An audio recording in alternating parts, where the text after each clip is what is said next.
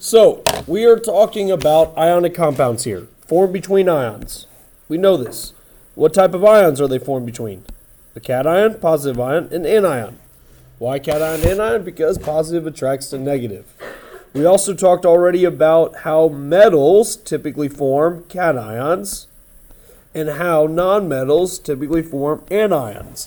Metals will lose electrons, so therefore become positive cations.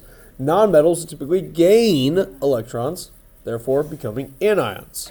Now, when we talk specifically about ionic compounds, when we form ionic bonds, we talk about electrons as if they are transferred from your metal to your nonmetal. And I'll show you what this actually means here in a second. But one of the most important things that you have got to remember about compounds is that they are all neutral in charge. If they weren't neutral in charge, what would they be? They would be ions. Anything with charge is an ion. So if a compound starts to have or has a charge, it's no longer a compound, it's an ion. Anything with charge is ion. All right, so take a look. Lewis dot structure for potassium. Potassium's in what group? One. So it has how many valence electrons? One. So I draw one dot. Doesn't matter where you draw the dot? No. In this case, I draw it closest to where I'm going to be transferring it, which is the fluorine atom. How many dots do I draw for fluorine? 7. So 7 valence electrons. 1, 2, 3, 4, 5, 6, 7. Now, I know fluorine wants to pick up how many electrons? 1. How many does potassium want to lose? 1. So this works out quite nicely. We just transfer 1 electron. Now, when potassium loses that 1 electron, what does it become? K plus. When fluorine gains 1 negative, 1 electron, what does it become? F minus. Together, I form the compound KF. That would be your compound formula for potassium fluoride. We'll go over the naming scheme here shortly. All right, look at calcium and oxygen. Calcium has how many valence electrons? Group 2 means it has 2. And oxygen has how many? 6. So 2 unpaired electrons and 2 paired electrons for oxygen. Now, this is another one that works out quite nicely. I transfer 2 electrons. Calcium is Ca plus 2. Oxygen is O minus 2. Together they make CaO. All right, one more before I give you guys a turn. Strontium chloride. Now, the key thing here is to remember we're not dealing with individual atoms ever. We never isolate individual atoms in this world in chemistry class or ever. We're always dealing with the sample. So we're actually talking more in ratios here when we talk about these compounds being formed. So here, when we talk about calcium oxide, we're talking about a ratio of 1 calcium for every 1 oxygen. But strontium chloride gives us something different. Strontium, 2 valence electrons.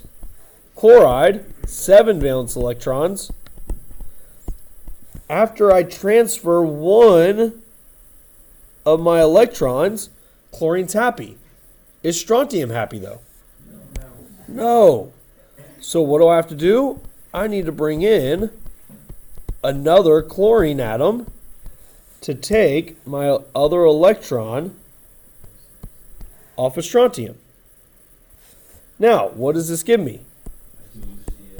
Sr plus 2, Cl minus 1, Cl minus 1. So you can do that? Yeah, we can do that. So again, we're dealing with ratios. We have an abundance of strontium atoms and chlorine atoms to work with. We're just showing the smallest ratio here. So when I put my formula together, what do I get? Sr, Cl, 2 is in a subscript. SrCl2. Your turn. Show me the transfer of electrons between sodium and oxygen. Go. How many valence electrons for sodium? 1. 1 valence electron. How many for oxygen? 1, 2, 3, 4, 5, 6. Oops. 2 unpaired. Okay. Transfer. What do we have to do? Add another sodium. Oh, I have another oxygen. That's not necessary. So, again, Na plus, O negative 2. Our formula? Na2O. Okay. Now, let me show you another way of doing this. Because we don't want to have to draw out a transfer of electrons every time we put an ionic compound together. So here, aluminum forms what oxidation state? Again, if we jump back and reference our periodic table that we already wrote notes down on, what's the oxidation state of aluminum? Plus 3. Plus 3.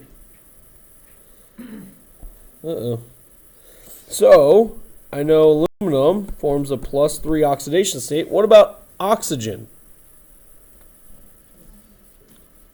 Jump back over. Oxygen, minus 2. So, plus 3 minus 2. You guys ever dealt with least common multiples? What's the least common multiple of 3 and 2? 6. You remember how I told you all of your compounds must be neutral in charge? Well, if the least common multiple is 6, that means I need a plus 6 and I need a minus 6.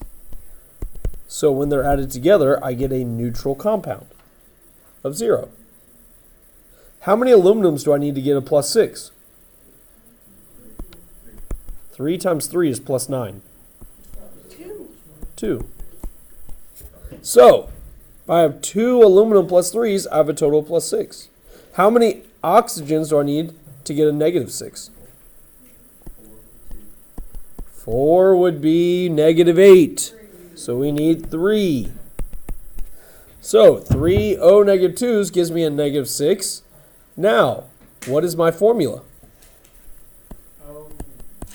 Al 2 O 3.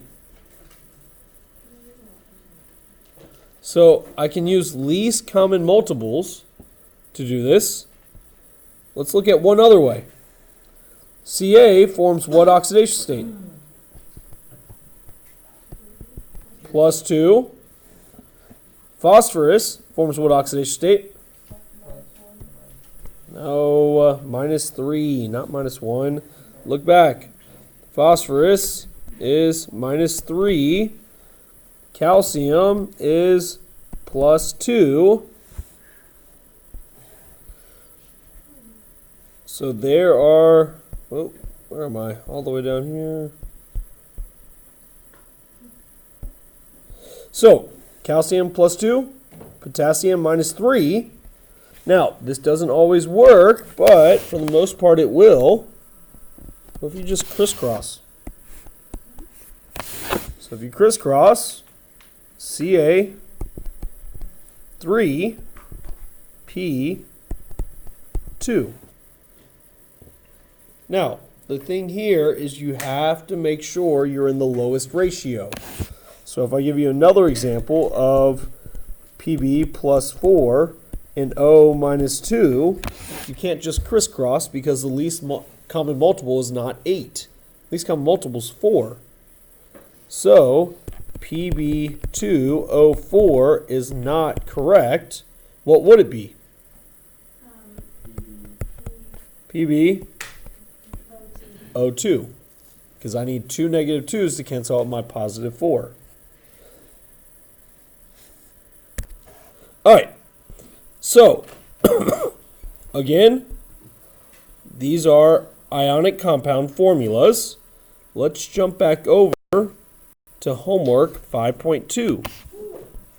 So you guys already have all of your 5.2 labeled as ionic or covalent. Yes. So here's what I want you to do. Anything that is ionic that does not deal with a transition metal. Okay?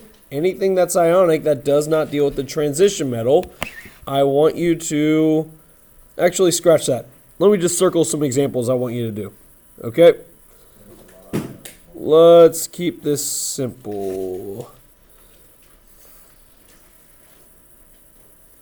Nope. 25. Do 25. Wow. Okay. This is, you know what? Let's just go back to the lesson real quick. This is not going to work out well. All right. One more thing we're going to cover before you guys do some examples. All right. Polyatomic ions. Polyatomic ions. You've got to know your polyatomic ions in order to do this, or you got to be able to reference them. So, if we look at these polyatomic ions, what exactly are they? Well, poly means many, atoms that make up an ion. So, what you need to know is that if you simply reference the name here, so in this case, if you reference ammonium, you can see that it's a cation, NH4 positive 1. You can treat this just as you do, say, calcium, Ca plus 2. Or nitrate, NO3 negative 1, is an anion. You can treat it the same way you treat, say, nitride, N minus 3.